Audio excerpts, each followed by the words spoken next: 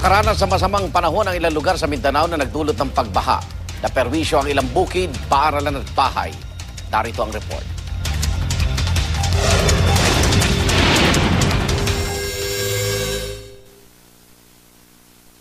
Isa ang bahay na ito sa mga naapektuhan ng pagbaha sa General Santos City kasunod ng malakas na pag-ulan. Ang lupa sa ilalim nito, inaanod ng tubig, kaya nangangamba ang may-ari na baka bumagsak ito ng tuluyan. Ang mga pananim naman sa ilang bukid, hindi na mapapakinabangan pa matapos malubog sa baha. Ang isang magsasaka, nalugi raw ng 25,000 piso. Sa kabuuan, 10 ektaryang palayan ang napinsala. Nakaranas din ng masamang panahon ang lungsod ng Davao. Apektado ang klase sa 3 paaralan sa Barangay Bangkal kasunod ng pagbaha. Nag-iwan kasi ito ng putik. Kinailangan magtulong-tulong ng mga estudyante, guro at magulang sa paglilinis. May mga nasirang libro at gamit matapos mabasa.